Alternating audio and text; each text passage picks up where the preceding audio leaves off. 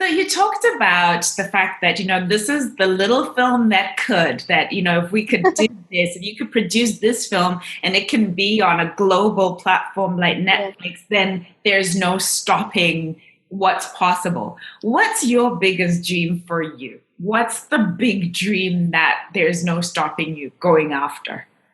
I I have many dreams. But to be honest, I want to be um I don't know. It's more about, I think, what my work can do for the young Zimbabwean artists. That's what I feel, and that's why I was saying to you that the strangers, that man who spoke to me about his daughter, really had an impact on me, because I think I was taking it too lightly. Not lightly, but I was not understanding the magnitude, you know, of what had happened, especially coming from people like you in the diaspora, right? For you to see a Zimbabwean film wherever you are, all over the world, is such a big deal. And I think I was not understanding that. And so, if I could have more work that does that, that changes perceptions, um, that impacts beyond my own capabilities, like something that really is bigger than me and that influences people positively. I think that's like the bigger vision or mission of what I do. And then how I go about that is like, I've got so many things that I want to do. But that's like the overall arc of what I want to do, is to just make a positive impact and really inspire people to pursue their dreams, especially young people. And my motto has been, you were asking me how I survived, um, going through some really rough patches. I really have been hanging on to the scripture that says, believe nothing is impossible. And just seeing that come into play with my own life has been inspirational, not just to me, but I think to a lot of people. Because I don't actually have a lot of close friends who are in the industry. I have had to make my own friends, because it's not a, a normal career to follow. It's not a common career to follow. And so, if I could be that person that people can look up to and say, Tendai inspired me. It doesn't have to be in the arts. It could be in anything. Tendai inspired me to pursue my dreams and to become all that God has made me to be. Then that would be like my life's purpose, I think. Yeah. So you talked about wanting to be an inspiration to others. Who for you has been an inspiration, both in terms of life, but then also in terms of following this unusual career path in the arts? In life, I've been inspired by. It's interesting that we're on a women's platform, and I love the vision that Ndini Media has, of empowering women and really just, you know helping us to show up as we are truly meant to be, in our full glory. I love that.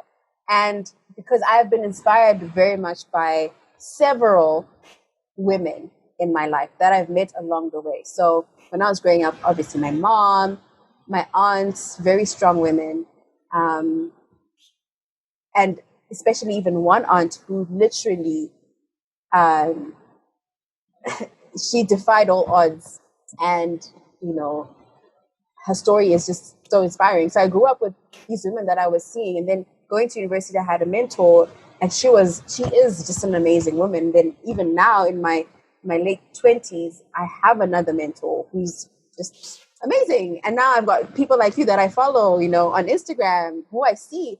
I'm inspired by people's stories, by women's stories, because I believe that sometimes as women we face really, really hectic, really hectic challenges.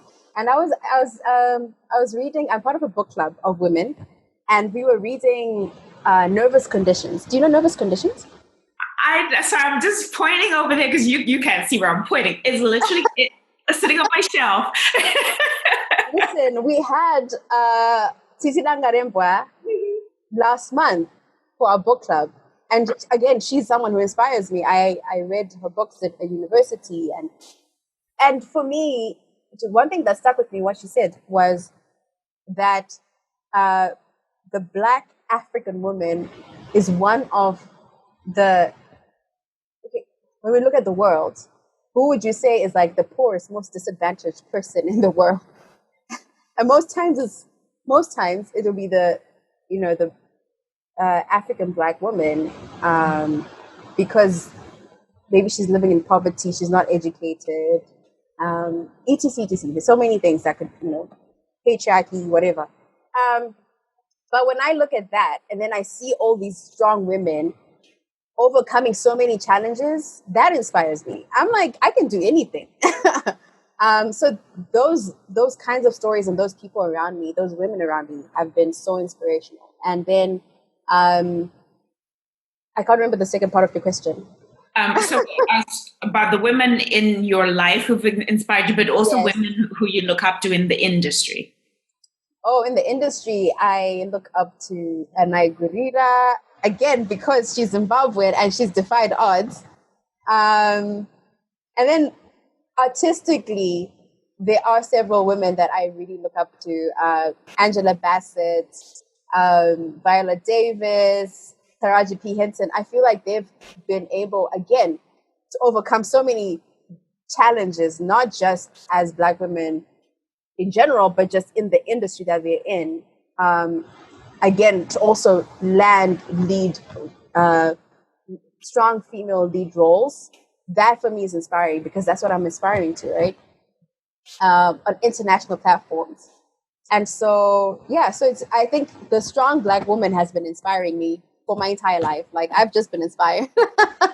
Because when I think about it, I think about this a lot, actually, about how I could have been that girl who is in the rural areas right now, sleeping in a hut. Like, I never forget that story is actually a reality for a lot of people.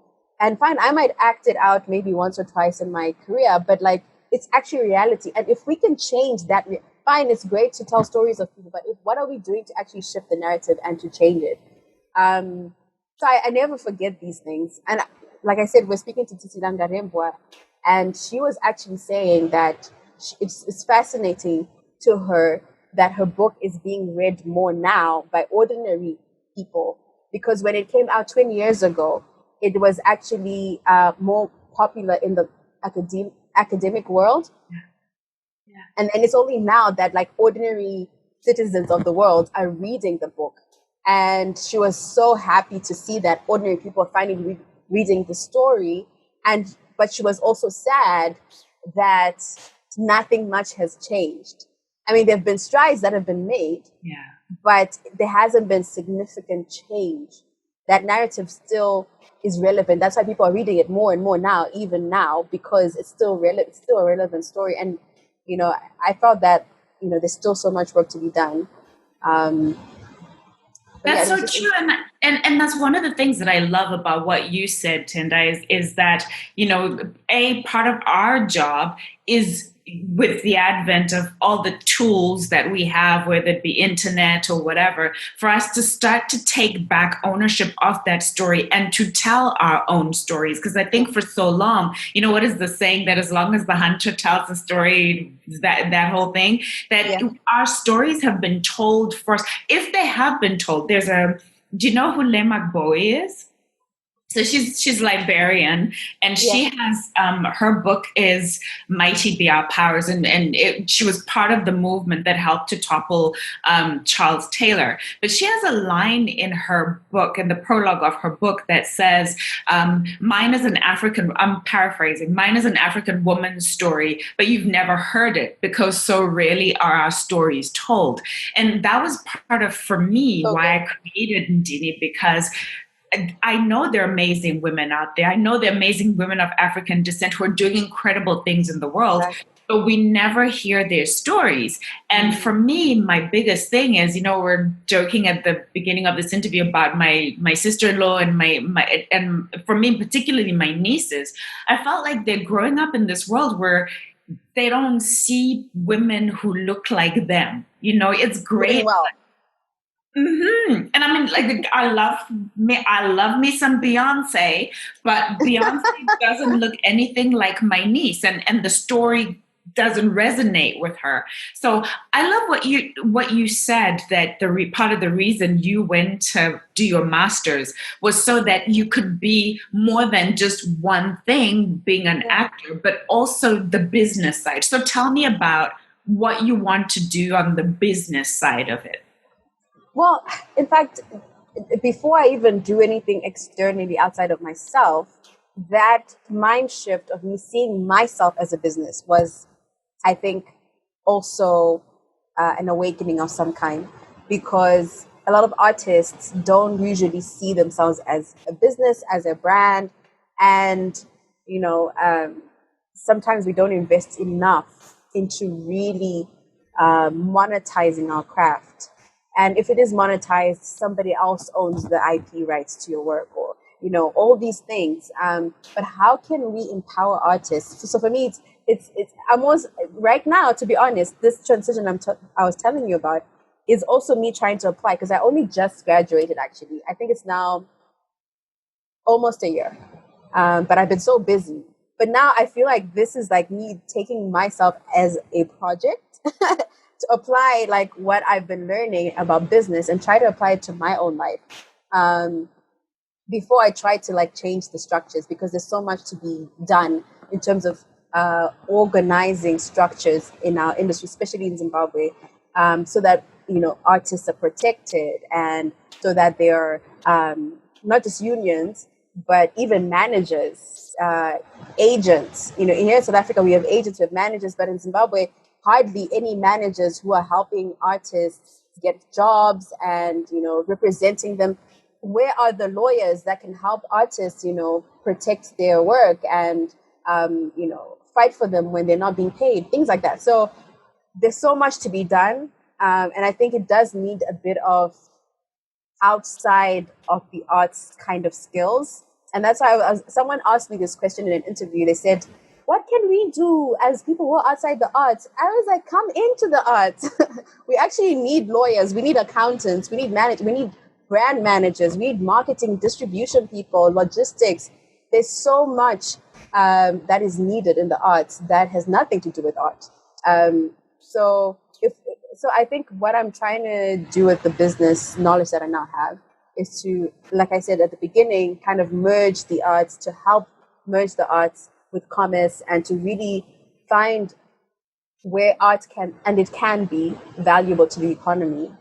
It can give back in amazing ways. So, but how do we actually make it practical and like factual? Like, when people are, I see the constitution in Zimbabwe, and the legislation hardly supports the arts. And perhaps it's because there's not enough research that shows that actually, if you invest in the arts, you will gain this and this and this, like factually. And so more research needs to be done.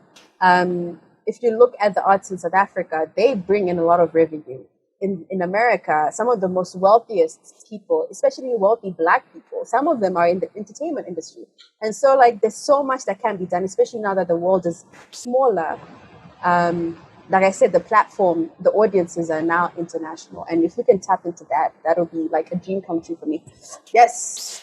And that's such a great point that you make, that art is more than just being the artist. Like that there's so many well, I don't know if the right word is peripheral industries that are needed to support the arts. So that's, and I actually was just thinking, as you're saying about being a business and thinking yourself as your business, I thought of the quote from Jay-Z. Have you heard where he says, "I'm not a businessman, I'm a businessman." Oh yes, love that. Exactly. Yes. Spot on. And we need to see ourselves more like that, in that light. I think everyone would benefit. In fact, not just in the arts. I think anybody, if you see yourself, because it helps to take yourself seriously every now and again. Yeah, So that's so true. you can get value from the relationships. Yeah. Hey, question for you, because right at the top, when we opened, you talked about your one woman show. Tell me about that. What is it? How did it come about? So I was, so Danai Gurira, the amazing Tendai Chitima, has an organization called Almasi Collaborative Arts, based in Zimbabwe.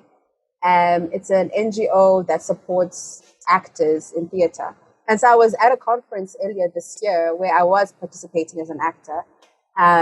But during that conference at Reps Theatre, if you know Reps Theatre, so one of the lecturers and the trainers at the Zimbabwe Theatre Academy approached me, and he said, "Would you be interested in producing a one-woman show?" And I was like, "Yes, let's do it."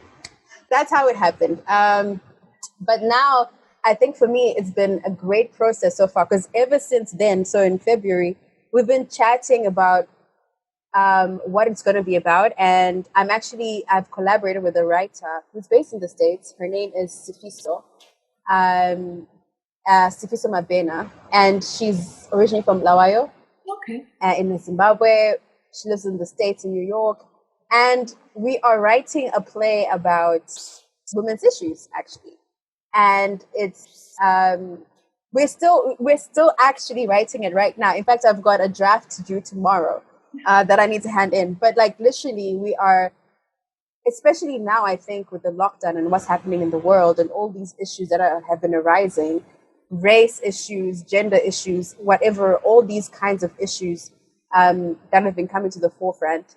There's so much to write about from a female perspective, from a woman's perspective. And so we are navigating those stories and trying to kind of narrow it down. But then I think the exciting thing for me is that I am going to be doing the one woman. I mean, it's daunting, because basically you'll be on stage by yourself for like an hour, 30 minutes, and you have to keep everybody captivated.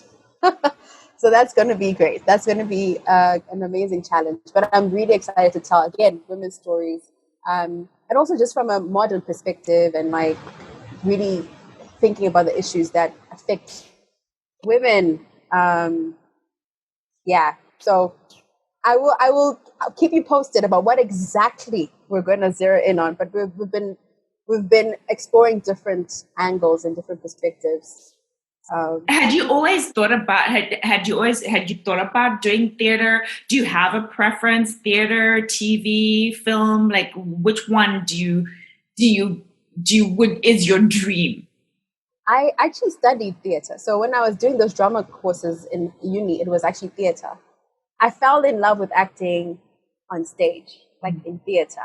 And so, to be honest, that's where my heart will always be. But in terms of, I think, impact, and in terms of just the sheer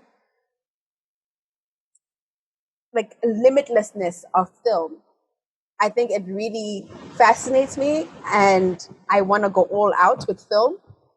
So I think when it comes to really interrogating the human condition and interrogating issues in society, theater is where I would pick up my tool. It's almost like you've got like a toolbox. If you want to do something if you want to be adventurous, and if you want to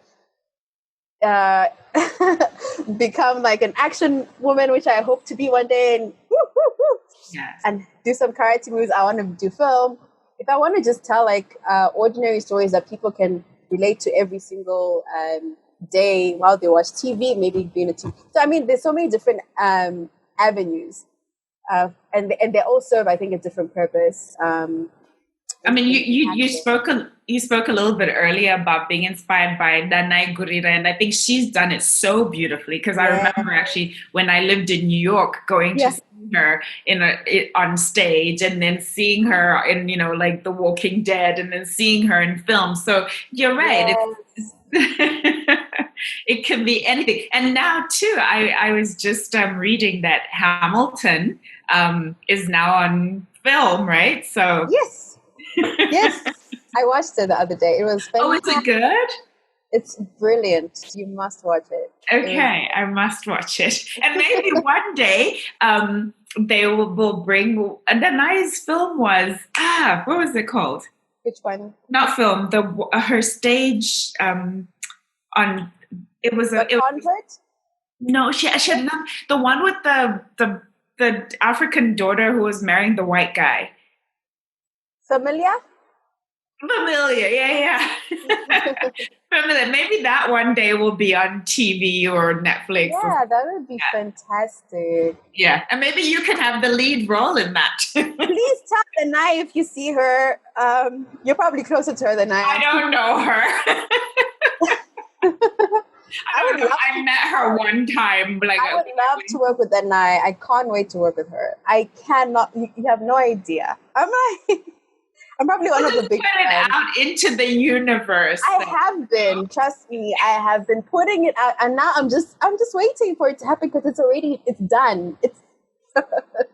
It's already done. It is already done. So what's your so you've got the play going. What else are you working on right now? So besides the play, like I said, I've been really, really seriously focusing on my brand, and really trying to build my career in a sustainable, stable way.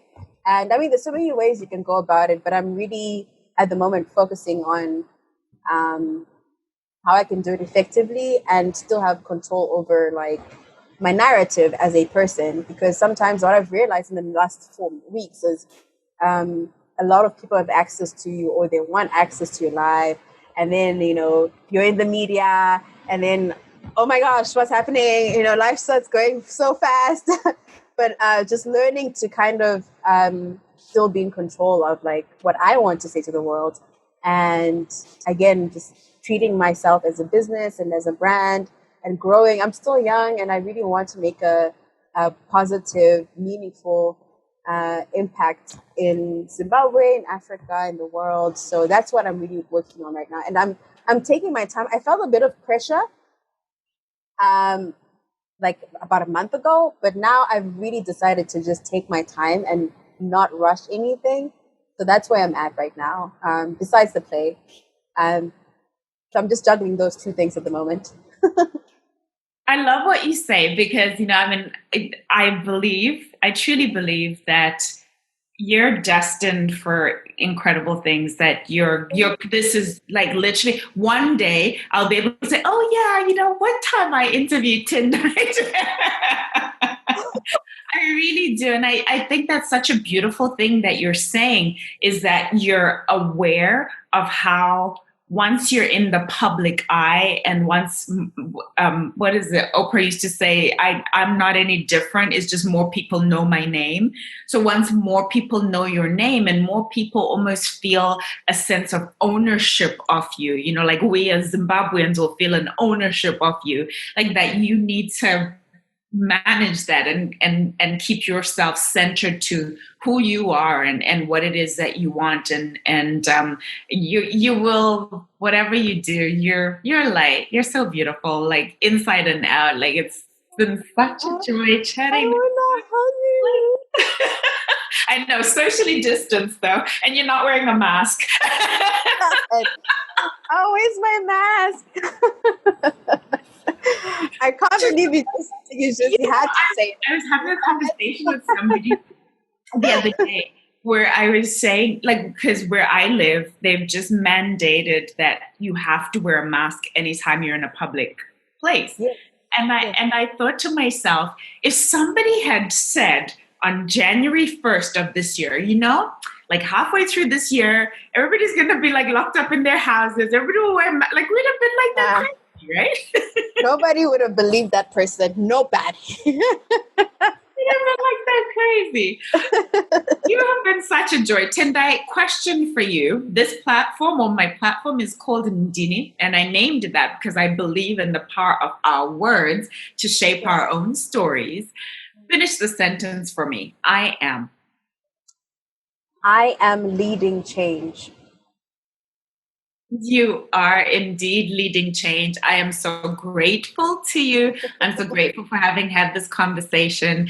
And I wish you so much success. And I will be watching. Actually, this week I'm going to go watch Cook Off again for like it'll be the fourth time that Oh my gosh, please watch as many times as you can.